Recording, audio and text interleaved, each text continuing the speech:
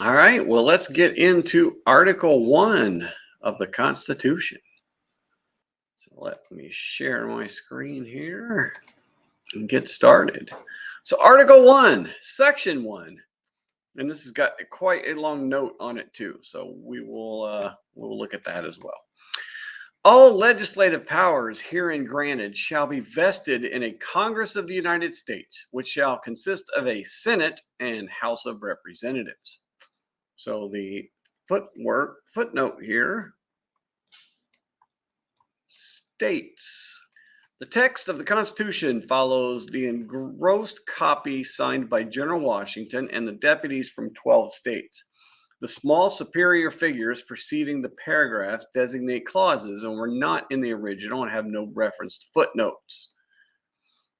The Constitution was adopted by a convention of states on September 17, 1787, and was subsequently ratified by several states on the following dates: Delaware, December 7, 1787, Pennsylvania, December 12, 1787, New Jersey, December 18, 1787, Georgia, January 2nd, 1788, Connecticut, January 9th, 1788, Massachusetts, February 6, 1788, Maryland, April 28, 1788, South Carolina, May 23rd, 1788, New Hampshire, June 21st, 1788. And you got to think news of these, just my thought here, news had to travel by horseback on a lot of occasions. So, they might not have known that these things were happening. I'm sure the word gets around pretty quick, but but that's an interesting thought on that. So ratification was completed on June 21st, 1788. The Constitution was subsequently ratified by Virginia, June 25th, 1788, New York, July 26, 1788, North Carolina, November 21st, 1789, Rhode Island, May 29th, 1790, and Vermont, January 10th, 1791. In May 1785, a committee of Congress made a report recommending an alteration in the Articles of Confederation, but no action was taken on it, and it was left to the state legislatures to proceed in the matter.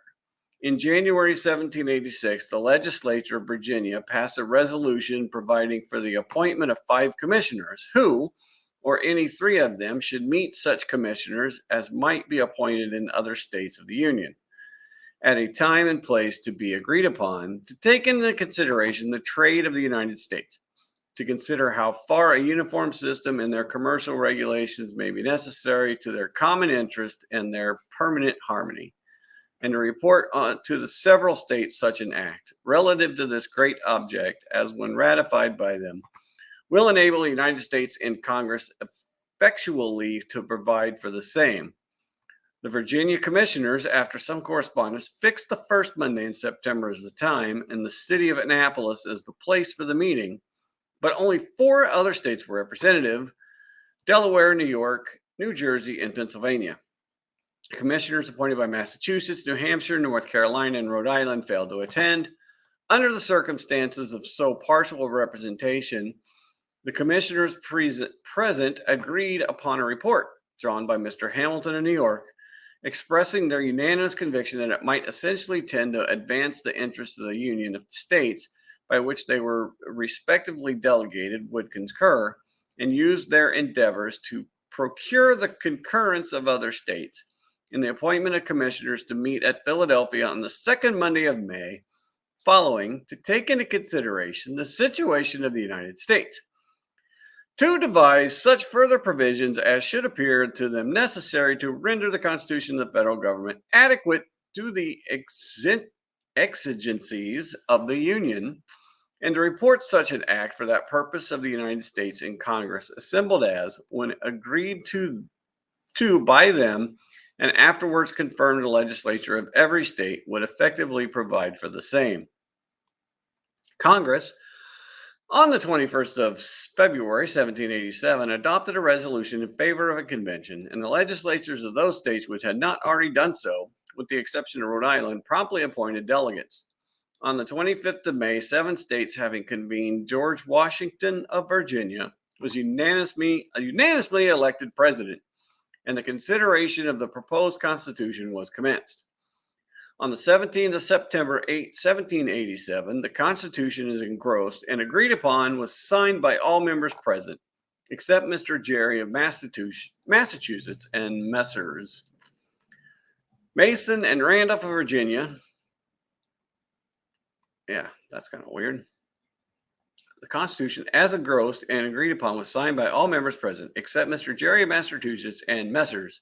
Mason and Messengers Mason and Randolph of Virginia. Wow, that's weird. The president of the convention transmitted it to Congress with a resolution stating how the proposed federal government should, let's go down here, be put in operation, and as explanatory letter, and an explanatory letter. Good Lord. Congress on the 28th of September 1787 directed the Constitution so framed, with the resolutions and letter concerning the same, to be transmitted to several legislatures in order to be submitted to the convention of delegates chosen in each state by the people thereof in conformity of the resolves of the convention. Who wrote this? This had to be written a long time ago. On the 4th of March, 1789, the day which has been fixed for commencing the operations of the government under the new Constitution, it had been ratified by the conventions chosen in each state to consider it as follows. Delaware, December 7th, 17. Okay, I think we went through this. President informed, we're just going to keep going. The president informed Congress on the 28th of January, 1790, that North Carolina had ratified the Constitution November 21st, 1789, and he informed Congress of the 1st of June, 1790, that Rhode Island had ratified the Constitution May 29th, 1790. Vermont in convention ratified the Constitution January 10th, 1791, and was by an act of Congress approved February 18th, 1791, received and admitted into this union as a new and entire member of the United States. So, all right. Section 2, after we get through that wonderful footnote. House of Representatives shall be composed of members chosen every second year by the people of the several states, and the electors in each state shall have the qualifications requisite for electors of the most numerous branch of the state legislature. That's Article 1, Section 2, Article 2, I think it's called Article 2, Section 2. No person shall be a representative who shall not have attained the age of 25 years and been 7 years a citizen of the United States, and who shall not, when elected, be an inhabitant of the state in which he shall be chosen. So they have to be a member of that state, obviously. Representatives and direct taxes shall be apportioned among the several states, which may be included within this union, according to their respective numbers, which shall be determined by adding to the whole number of free persons, including those bound to service for a term of years, and excluding Indians not taxed, 3/5 of all other persons. And there is some, Number 2, and we have number 2 footnote, which explains some of this. The part of this clause relating to the mode of apportionment of representatives among the several states has been affected by Section 2 of Amendment 14, and as to taxes on incomes without apportionment by Amendment 16. So that part was amended twice, which... there's a lot of controversy about these things here. The actual enumeration shall be made within 3 years after the first meeting of Congress of the United States, and within every subsequent term of 10 years in such a manner as they shall by law direct. So that's the first mention of the census, basically counting people every 10 years and reapportioning Congress. Number of representatives shall not exceed 1 for every 30,000, but each state shall have at least 1 representative, and until such enumeration shall be made, the state of New Hampshire shall be entitled to choose 3, Massachusetts 8, Rhode Island and Providence Plantations 1, Connecticut 5, New York 6, New Jersey 4, Pennsylvania 8. So Pennsylvania had more than New York at that time. Wow. Delaware 1, Maryland 6, Virginia 10, North Carolina 5, South Carolina 5, and Georgia 3. When vacancies happen in the representation of any state, the executive authority thereof shall issue writs of election to fill such vacancies. The House of Representatives shall choose their speaker and their other officers, and shall have the sole power of impeachment. Impeachment. The Senate of the United States shall be composed of 2 senators from each state, chosen by the legislature thereof for 6 years, and each senator shall have 1 vote.